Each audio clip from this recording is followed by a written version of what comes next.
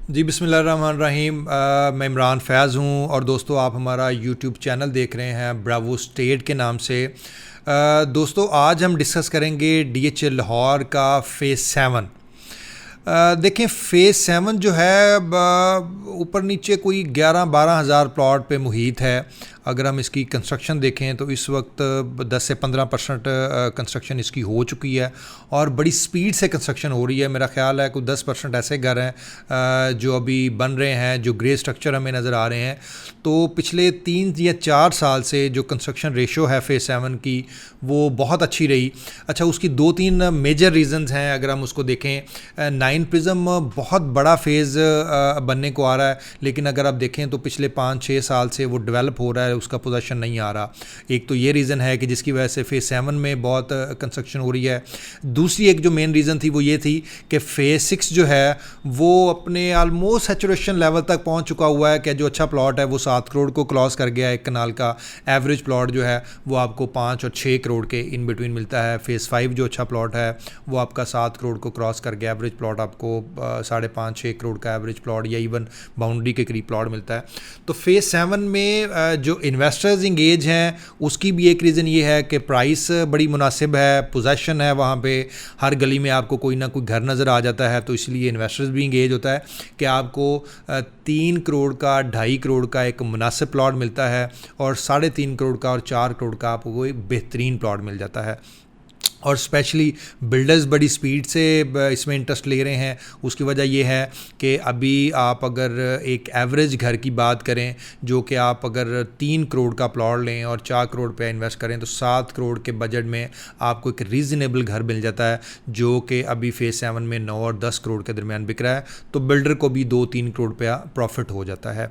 तो अगर आप ओवरऑल इसकी इन्वेस्टमेंट की बात करें तो मेरा ख्याल है कि अभी अल्हम्दुलिल्लाह बजट बड़ा पॉजिटिव आ गया है। उसमें इन्होंने इस पे हम इंशाल्लाह अगले 2-3 घंटे में 4 घंटे में दोबारा बात करेंगे, क्योंकि शाम तक हमारे पास बजट की सारी डिटेल आ जाएगी। लेकिन ओवरऑल जो र्यूमर्स हैं वो यही हैं कि बजट काफ़ी पॉजिटिव है, काफ़ी रिलैक्सेशन दे रहे हैं ये रियल एस्टेट इंडस्ट्री को और at the same time construction industry को।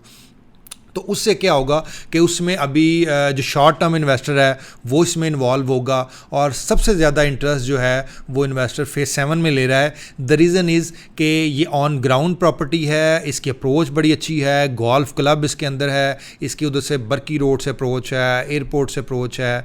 फ़ेज़ 6 से आपकी अप्रोचेज़ जाती हैं, जैसे बेदियाँ रोड से अप्रोच है, एयरपोर्ट मेरा ख्याल है 5 मिनट 7 मिनट की ड्राइव पे है, रिंग रोड बिल्कुल साथ है।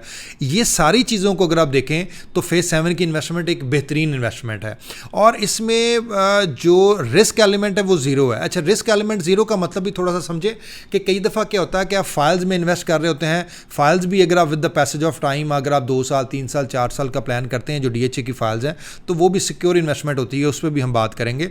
लेकिन अगर हम ऑन ग्राउंड प्रॉपर्टी की बात करें तो ऑन ग्राउंड प्रॉपर्टी में अगर बहुत ज़्यादा अप्रिसिएशन नहीं आती, लेट्स सपोज आप ना एक्सपेक्ट करें कि 2025 के अंदर ही जो 3 करोड़ का प्लॉट फ़ेज़ 7 का होगा वो 6 पे चला जाएगा, लेकिन क्या होगा कि वो 3 करोड़ का प्लॉट कभी भी 2.5 करोड़ पे या 2 करोड़ पे नहीं जाएगा। उसकी रीज़न ये है कि वो बड़ी स्पीड से कंस्ट्रक्शन हो रही है। जहाँ पे ज़्यादा स्पीड से कंस्ट्रक्शन हो रही होती है और जितनी स्पीड से वो एरिया वहाँ पे घर बन रहे होते हैं, वो क्या होता है कि आपका रिस्क एलिमेंट ज़ीरो हो जाता है और with the passage of time आपकी प्राइस अप्रिसिएशन बढ़ती है।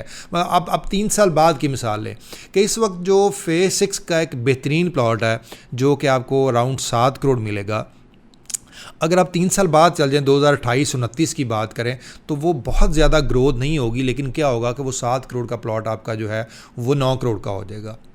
अच्छा, 3 साल बाद आप फ़ेज़ 7 में वापस आएँ कि फ़ेज़ 7 की अभी जो मैं आपको बता रहा हूँ कि जो रिहायशी हैं वो 10 से 15% होंगे और जो ग्रे स्ट्रक्चर है, जो घर बन रहे हैं वो भी कुछ 10% होंगे। तो 25% ऐसे ऐसी जगह हैं जहाँ पे घर बन रही है। अगर आप 3 साल बाद की चले जाएँ तो ये 25% आपका 50% को क्रॉस कर देगा। तो जब वो 50% को क्रॉस कर देगा तो आप ये देखेंगे कि 3 करोड़ का प्लॉट अगर कुछ भी नहीं है तो वो आपको 6 करोड़ का मिलेगा। अच्छा जी, 100% 100% अप्रिसिएशन नहीं भी होगी तो आपकी 70-80% अप्रिसिएशन गारंटी है वो आपकी हो जाती है, बिकॉज कि जितनी स्पीड से आपकी कंस्ट्रक्शन होगी। अगर आप फेज़ 6 का पिछले 5-6 साल का कंपैरिजन कर लें, आप रेट कंपैरिजन कर लें, आप प्राइस कंपैरिजन कर लें, इवन फेज़ 5 का पिछले 10 साल का कंपैरिजन कर लें, तो आपको एग्जैक्टली ये सेम फिगर्स मिलेंगी ग्रोथ की, कि जो ग्रोथ आपको मैं अभी बता रहा हूँ कि फेज़ 7 में, और रिस्क एलिमेंट आपका ज़ीरो हो जाता है। तो जहाँ पे आपका रिस्क एलिमेंट ज़ीरो होता है ना, वहाँ पे इन्वेस्टर ज़्यादा एंगेज होता है। वो कहता है जी ठीक है, मुझे थोड़ी सी कम परसेंटेज मिल जाए, लेकिन हाँ मेरा रिस्क ज़ीरो हो।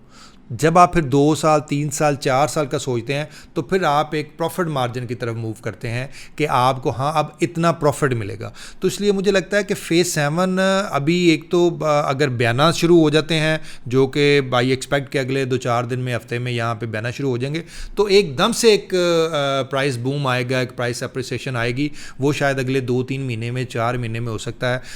कम से कम 50 लाख और मैक्सिमम 1 करोड़ की प्राइस अप्रिसिएशन भी आ सकती है विद इन 2025, क्योंकि पिछले 3 साल से मार्केट रुकी हुई थी। अच्छा, 3 साल से मार्केट रुकने के बावजूद भी 5 से 10% ग्रोथ फेज़ 7 में आई है। उसकी भी मेन रीज़न यही है कि आपकी जो प्राइस अप्रिसिएशन है वो इसी वजह से आई कि वहाँ पे घर बनने शुरू हो गए। हर गली में अगर कोई क्लाइंट उस प्लॉट को विज़िट करने जाता है, उसको लगता है कि इस गली में 2-4 घर बने हुए हैं और 1-2 रिहाइशें भी हैं, तो वो बड़ी आसानी से वो ले लेता है प्लॉट। उसकी वजह ये होती है कि उन्हें लग रहा होता है कि मैं साल बाद आऊँगा तो यहाँ पे, मतलब लेट्स सपोज एक पट्टी में अगर 20 प्लॉट है, तो उसको लगता है कि मैं साल बाद आऊँगा तो यहाँ पे 2 की जगह 4, 4 की जगह 8, 8 की जगह 12 घर बन जाएंगे, तो इसमें ऑब्वियसली प्राइस अप्रिसिएशन आएगी। तो मेरा ख्याल है कि फेज़ 7 जो है इस वक्त बेस्ट टाइम है इन्वेस्टमेंट का, आप सब पाकिस्तानियों को और इवन ओवरसीज़ के लिए भी, क्योंकि ओवरसीज़ ने पिछले 3 साल में बहुत मार खाई है। मार खाई इन द सेंस कि उन्होंने ज़ाहिर है डॉलर्स लेके आते हैं वो पाकिस्तान में, तो क्या हुआ कि 3 साल में जो डॉलर प्राइस थी वो हमारा जो पाक रुपीज़ है वो डी वैल्यू हुआ, और ज़ाहिर है डॉलर का रेट बहुत बढ़ गया। और at the same time real estate में भी एक बहुत बड़ा डिक्लाइन था, रियल एस्टेट की प्राइस भी बहुत कम हुई। तो 3 साल में जो ओवरसीज़ था उसको डबल नुकसान हुआ। तो मेरा ख्याल है this is a very right time कि हमारा ओवरसीज़ भी इसमें अगर एंगेज होगा तो वो बड़ी अच्छी प्राइस अप्रिसिएशन इसमें ले लेगा। Thank you.